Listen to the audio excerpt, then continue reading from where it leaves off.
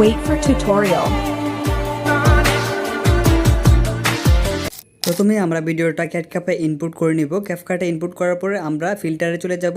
তারপর আমরা ফিল্টারটা দিব হচ্ছে গ্রিন লেক। উপরের দিকে সার্চ বার আছে দেখেন, এখানে সার্চ বারে গ্রিন লেক লিখে সার্চ করলে আপনারা এই ফিল্টারটা পেয়ে যাবেন। আমি যেহেতু সেভ করে রেখেছিলাম এই জন্য আমি এখান থেকে সরাসরি সিলেক্ট করে দিয়ে জাস্ট এটাকে অপাসিটিকে অনেকটা কমিয়ে দিলাম। তারপর অ্যাডজাস্টে চলে এসে ব্রাইটনেসটাকে বাড়িয়ে দিব, কনস্ট্যান্টটাকে বাড়িয়ে দিব, স্যাচুরেশনটাকে একটু বাড়িয়ে দিব, তারপর বিল্ট-ইনটাকে বাড়িয়ে দিব, শার্পনেসটাকে বাড়িয়ে দিব।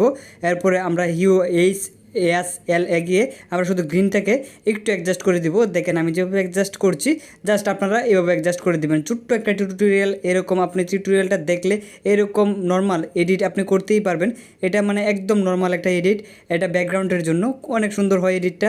এটা আমার কাছে অনেকটা ভালো লেগেছে, এটা আইফোনের মতন এডিটটা হয়। আর আমি আপনাদেরকে আউটপুটটা দেখাচ্ছি কীরকম হচ্ছে। আপনারা জাস্ট ভিডিও তো দেখলেন যে কীরকম আমি এডিটটা করলাম, এখন জাস্ট আমি আপনাদেরকে আউটপুটটা দেখাই যে আউটপুটটা কীরকম হয়েছে।